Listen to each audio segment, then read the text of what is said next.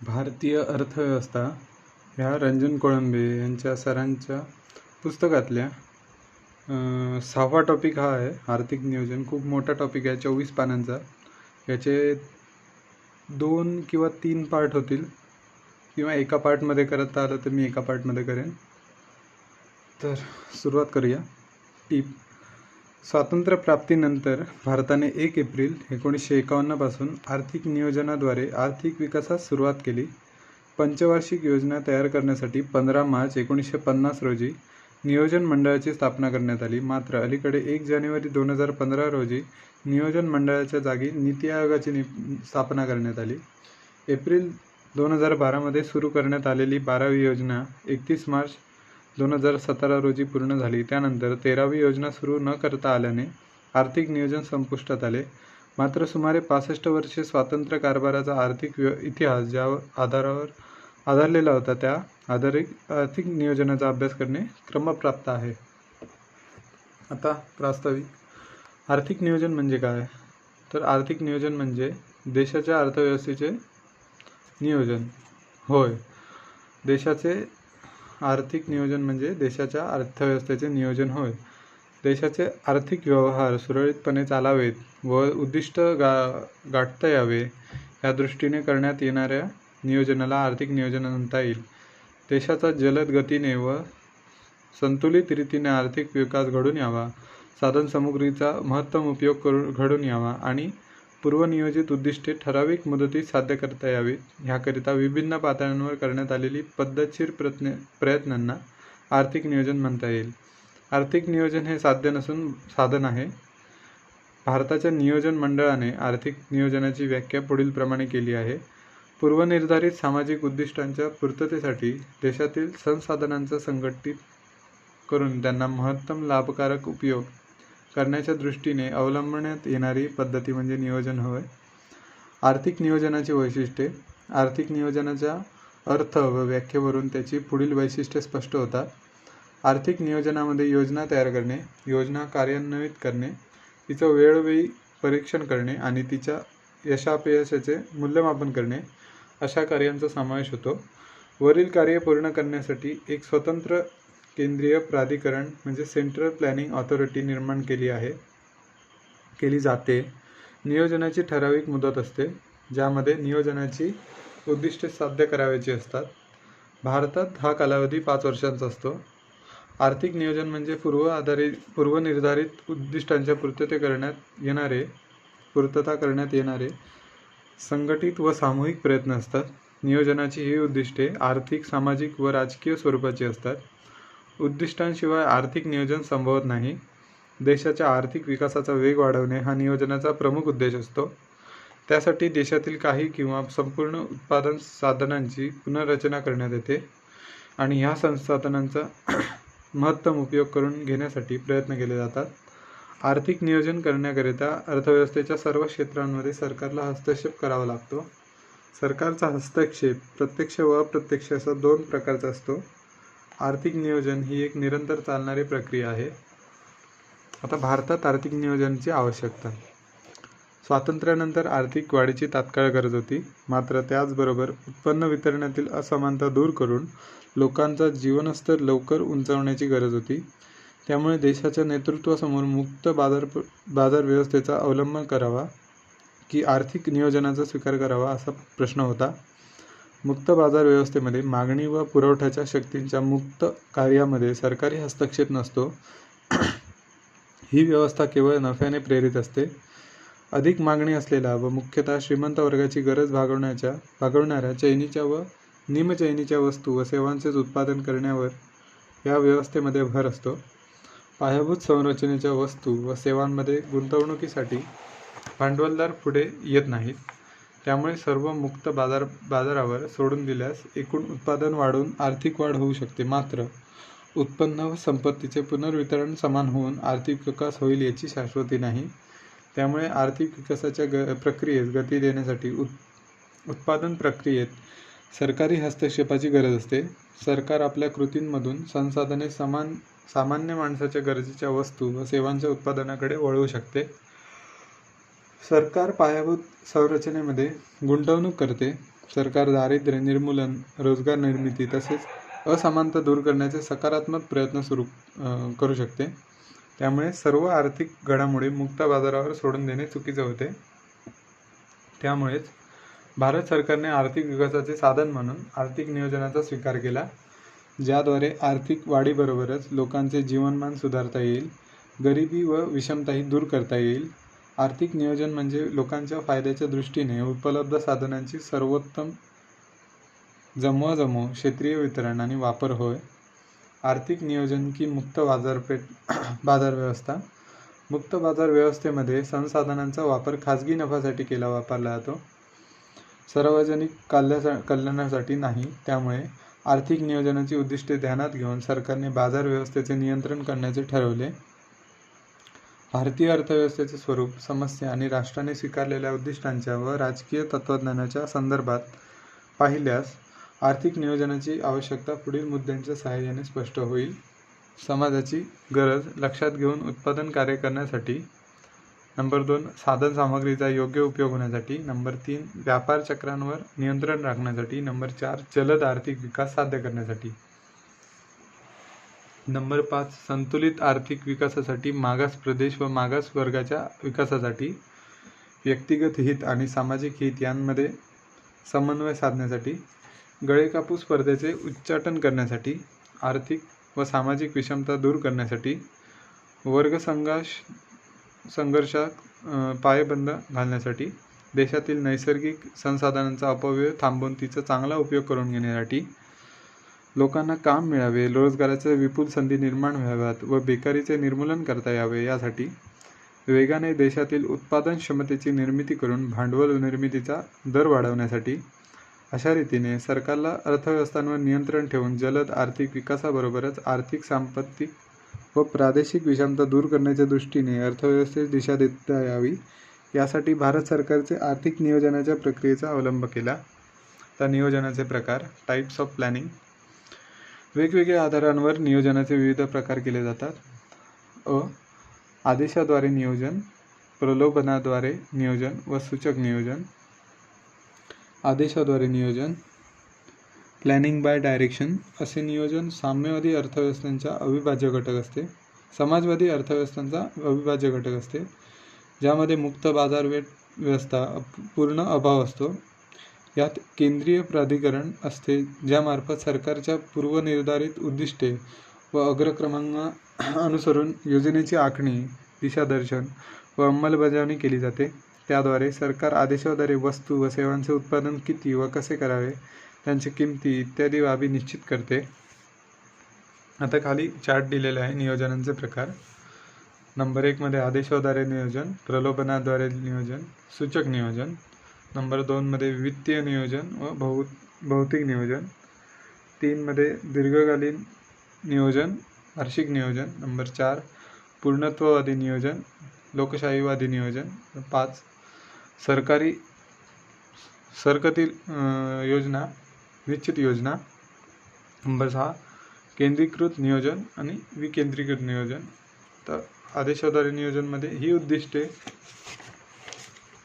पूर्ण करण्याचे काम शासकीय आदेशानुसार कृषी, उद्योग व सेवा क्षेत्रातील अधिकारी व कर्मचाऱ्यांमार्फत पूर्ण केले जाते. हे नियोजन सर्वसमावेश असून संपूर्ण अर्थव्यवस्थेला व्यापून टाकणारे असते. आता प्रलोभनाद्वारे नियोजन, प्लॅनिंग बाय इंड्युसमेंट. पहिले बघितले ते होते आदेशाद्वारे नियोजन. दुसरे आहे प्रलोभनाद्वारे नियोजन, प्लॅनिंग बाय इंड्युसमेंट. असे नियोजन भारतासारख्या लोकशाही राज्यपद्धतीमध्ये आढळते. यामध्ये बाजार व्यवस्थेत सरकार हस्तक्षेप करते, मात्र त्यास सक्ती नसते. उद्योजकता, उत्पादन व उपविभागाचे स्वातंत्र्य असते, मात्र सरकार विविध वित्तीय, राजकीय प्रलोभनांद्वारे आपली उद्दिष्टे साध्य करून घेण्याचा प्रयत्न करते. उदाहरणार्थ अनुदाने, कर सवलती. सूचक नियोजन, इंडिकेटिव्ह प्लॅनिंग. फ्रान्ससारखे काही मिश्र अर्थव्यवस्थांमध्ये असे नियोजन आढळून येते. यामध्ये सरकारमार्फत खाजगी क्षेत्र कडकपणे नियंत्रण न करता त्यांना विविध सोयी सवलती देऊन त्यांच्याकडून देशाच्या विकासाची सामाजिक, आर्थिक उद्दिष्टे साध्य करून घेण्याचा प्रयत्न केला जातो. भारताने 8व्या योजनेपासून सूचक नियोजनाचा अवलंब केला. वित्तीय नियोजन व भौतिक नियोजन. नंबर 1 वित्तीय नियोजन, फायनान्शियल प्लॅनिंग. वित्तीय नियोजन हे नियोजनाचे असे तंत्र असते ज्यामध्ये संसाधनांचे वितरण पैशाच्या स्वरूपात केले जाते. मागणी व पुरवठ्यातील असंतुलन दूर करण्यासाठी तसेच विविध प्रकल्पांचे मूल्य व लाभ यांचे मूल्यांकन करता येण्यासाठी असे नियोजन फायद्याचे ठरते. त्यामुळे मागणी पुरवठ्यात संतुलन साधणे, चलनवाढ टाळणे व आर्थिक स्थैर्य साध्य करणे यासाठी वित्तीय नियोजन फायद्याचे असल्याचे मानले जाते. भौतिक नियोजन, फिजिकल प्लॅनिंग. यामध्ये संसाधनांची तरतूद व्यक्ती, द्रव्ये व यंत्रसामग्रीच्या स्वरूपात केली जाते. भौतिक नियोजनांमध्ये कच्चा माल, श्रमशक्ती इत्यादी सारख्या भौतिक संसाधनांच्या उपलब्धतेचे मूल्यमापन केले जाते व ती कशी मिळवायची याचा अंदाज घेतला जातो, जेणेकरून योजनेच्या अंमलबजावणी दरम्यान येणारे अडथळे टाळता येतील. भौतिक नियोजनात पुढील बाबींशी संबंधित भौतिक लक्ष्ये ठरवली जातात. कृषी व औद्योगिक उत्पादन, वाहतूक, दळणवळण सेवा, सामाजिक सेवा, उपभोगाचा स्तर तसेच अर्थव्यवस्थेतील रोजगार, उत्पन्न व गुंतवणुकीचा स्तर. भौतिक नियोजनाकडे अल्पकालीन नियोजनाऐवजी दीर्घकालीन नियोजनाच्या दृष्टिकोनातून बघितले जाते. भौतिक नियोजन. आता दीर्घकालीन नियोजन व वार्षिक नियोजन. दीर्घकालीन नियोजनामध्ये म्हणजेच पर्स्पेक्टिव्ह प्लॅनिंगमध्ये 15, 20 किंवा 25 वर्षाच्या कालावधीसाठी दीर्घकालीन उद्दिष्टे ठरवली जातात. अर्थात त्याचा अर्थ असा होत नाही की 15 किंवा 20 किंवा 25 वर्षाच्या कालावधीसाठी एकच योजना तयार केली जाते. खरे तर दीर्घकालीन योजना 4 किंवा 5 किंवा 6 वर्षाच्या अल्पकालीन योजनांमध्ये विभाजित केली असते. अल्प कालावधीत साध्य करता येत नाहीत अशी उद्दिष्टे, उदाहरणार्थ दारिद्र्य निर्मूलन, साध्य करण्यासाठी दीर्घकालीन योजना तयार केली जाते. एवढेच नव्हे तर पंचवार्षिक योजनासुद्धा 5 वार्षिक योजनांमध्ये विभाजित केलेली असते, जेणेकरून प्रत्येक वार्षिक योजना पंचवार्षिक योजनेच्या व्यापक आराखड्यात व्यवस्थित बसवलेली असते. अशा दोन्ही प्रकारच्या योजना प्रादेशिक, रिजनल व क्षेत्रीय सेक्टरल योजनांमध्ये विभाजित केलेल्या असतात. आता आहे पूर्णत्ववादी नियोजन व लोकशाहीवादी नियोजन. पूर्णत्ववादी नियोजन, टोटलिटरियन प्लॅनिंग. यामध्ये एकाच योजनेच्या आधारे सर्व आर्थिक क्रियांचे नियंत्रण व दिशादर्शन केंद्रीय प्राधिकरणामार्फत केले जाते. यामध्ये आदेशाद्वारे नियोजनाचा स्वीकार करून सरकारमार्फत उपभोग, उत्पादन, विनिमय व वितरण पूर्णपणे नियंत्रण केले जाते. केंद्रीय प्राधिकरण ही सर्वोच्च संस्था असते. ती सर्व लक्ष्ये, संसाधनांची विभागणी, योजनेच्या अंमलबजावणीची पद्धत ठरवते. अशा योजनेला विरोध अजिबात नसतो, लोकांना ती स्वीकारावीच लागते. नंबर 2 लोकशाहीवादी नियोजन, डेमोक्रॅटिक प्लॅनिंग. लोकशाही राज्यपद्धतीत असे नियोजन केले जाते. येथे योजनेच्या आखणी व अंमलबजावणीच्या सर्व टप्प्यांवर लोक, विविध संस्था, स्वयंसेवी संस्था इत्यादींना समाविष्ट करून घेतले जाते. यात खाजगी मालमत्तेला प्रायव्हेट प्रॉपर्टी संमती असते. तसेच किंमत व्यवस्था ही प्राइस मेकॅनिझम आपली भूमिका बजावत असते. सरकार केवळ राजकोषीय व वित्तीय उपायांद्वारे खाजगी क्षेत्राच्या आर्थिक व गुंतवणुकीच्या निर्णयांवर परिणाम घडवून आणण्याचा प्रयत्न करीत असते. लोकशाहीवादी नियोजनाचे उद्दिष्ट सामाजिक कल्याण व सामाजिक सुरक्षा योजनांवर सरकारी खर्चाच्या माध्यमातून आर्थिक व सांपत्तिक विषमता कमी करणे हे असते. लोकांना सामाजिक, राजकीय व आर्थिक स्वातंत्र्य प्रदान केलेले असते. सरकती योजना व निश्चित योजना. सरकती योजना म्हणजेच रोलिंग प्लॅन. यामध्ये प्रत्येक वर्षी 3 योजना आखल्या जातात. पहिली योजना ही वार्षिक योजना असते, तर वार्षिक अर्थसंकल्पालाच वार्षिक योजनेचा दर्जा दिला जातो. दुसरी योजना 3 किंवा 4 किंवा 5 वर्षांची मध्यमकालीन योजना असते, तर तिसरी योजना 10, 15 किंवा 20 किंवा अधिक वर्षांची दीर्घकालीन योजना असते.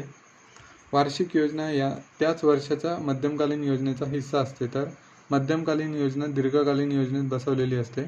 योजनेला कायमस्वरूपी अस्तित्व असते. निश्चित योजना, फिक्स्ड प्लॅन. यात 4, 5 किंवा 6, 7 वर्षांची एक निश्चित योजना तयार केली जाते. तिची निश्चित उद्दिष्टे त्याच कालावधीत पूर्ण करावयाची असतात. सहसा ही उद्दिष्टे बदलली जात नाहीत. कालावधी संपल्यानंतर योजना संपुष्टात येते. आता केंद्रीकृत व विकेंद्रीकृत योजना. नंबर 1ला आहे केंद्रीकृत योजना, सेंट्रलाइज प्लॅनिंग. यात नियोजनाची पूर्ण प्रक्रिया एकाच केंद्रीय नियोजन प्राधिकरणाच्या अखत्यारीत असते. हे प्राधिकरण संपूर्ण अर्थव्यवस्थेसाठी व प्रत्येक क्षेत्रासाठी उद्दिष्टे, लक्ष्ये व अग्रक्रम ठरवते. संपूर्ण नियोजन प्रक्रिया ही नोकरशाहीचे नियंत्रण व नियमाखाली असते, त्यामुळे ती ताठर म्हणजेच रिजिड असते. त्यात आर्थिक स्वातंत्र्य नसते व सर्व आर्थिक क्रिया वरून दिग्दर्शित म्हणजे डायरेक्टेड फ्रॉम अबव केल्या जातात. नंबर 2, विकेंद्रीकृत नियोजन, डिसेंट्रलाइज प्लॅनिंग. या उलट विकेंद्रीकृत नियोजनामध्ये योजना खालून म्हणजेच फ्रॉम बिलो राबवण्यात येतात.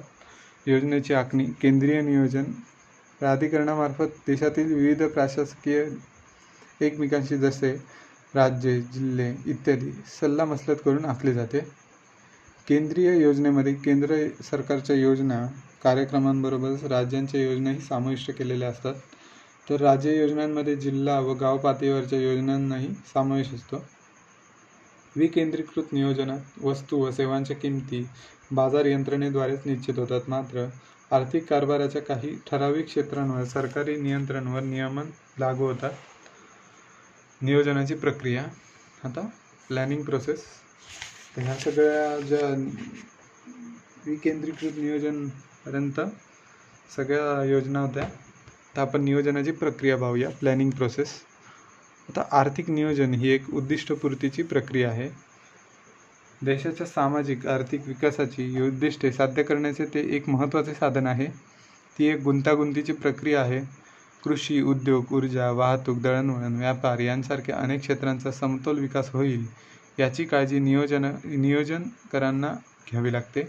त्यांना ही सर्व प्रक्रिया टप्प्याटप्प्याने पूर्ण करावी लागतात.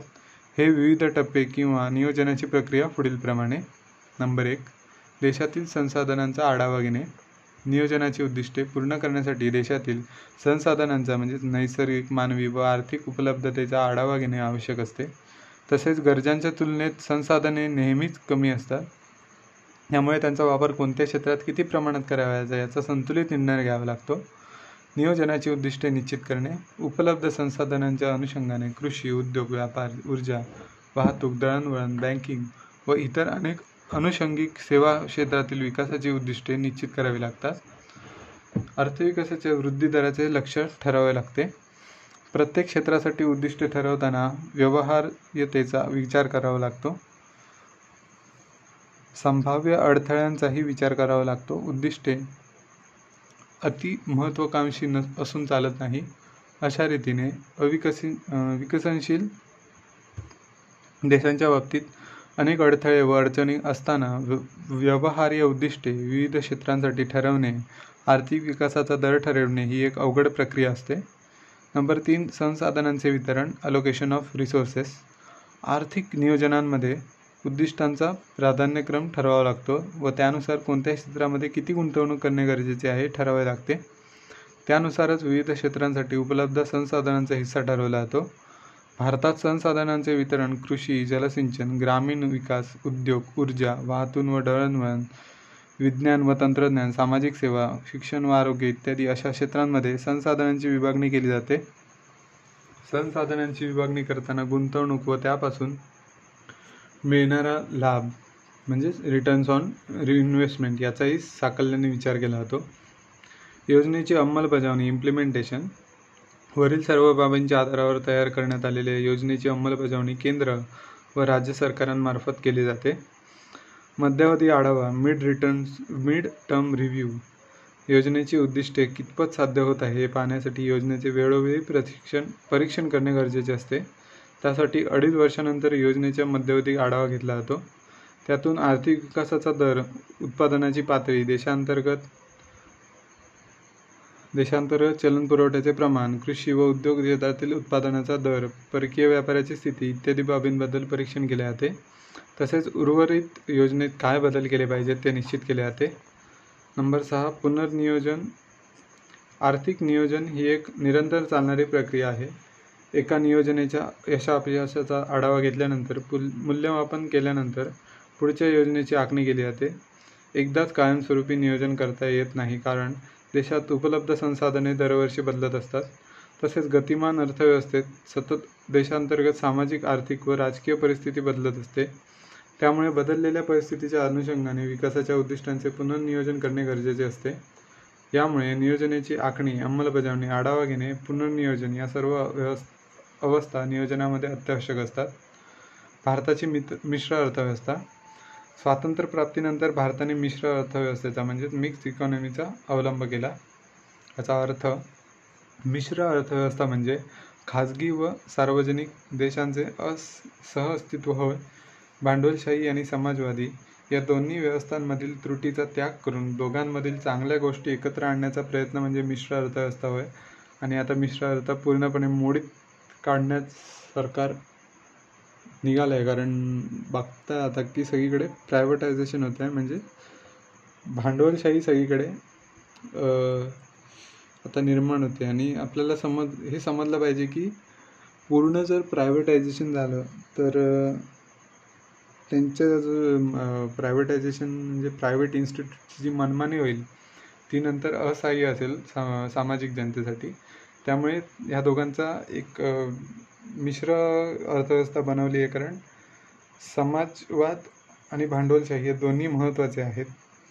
मात्र भारतीय मिश्र अर्थव्यवस्था मूलभूतरित्या भांडवलशाहीच्या आराखड्यात कार्य करणारी आहे. कारण समाजवादी अर्थव्यवस्थेत नियोजनाची अंमलबजावणी व लक्ष्य साध्य करून घेण्यासाठी करण्यात येणारी सक्ती भारतात आढळून येत आहे.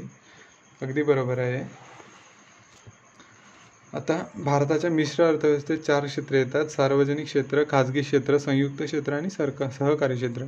तर भारताच्या अर्थव्यवस्थेला दुहेरी अर्थव्यवस्था म्हणजे ड्युअल इकॉनॉमी असेही म्हटले जाते. कारण त्यातील आधुनिक व परंपरागत अर्थव्यवस्था यांचे सहअस्तित्व आहे. भारतातील आर्थिक नियोजन. स्वातंत्र्यपूर्व प्रगती. आय थिंक हा पहिला पार्ट होईल इथून भारतातील आर्थिक नियोजनपासून.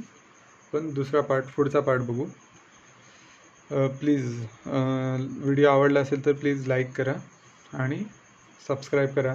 आणि तुमचे मित्र कोण ज्यांना पुस्तकं घ्यायची नसतील पण फक्त आढावा घ्यायचा असेल की कसं पुस्तक आहे, काय त्यात शिकवलेलं आहे, तर त्यांना हा व्हिडिओ पाठवा. म्हणजे त्यांना कल्पना येईल की काय किती शिकवलं आहे ह्यात, म्हणजे किती समजावलेलं आहे या पुस्तकामध्ये. Okay, thank you.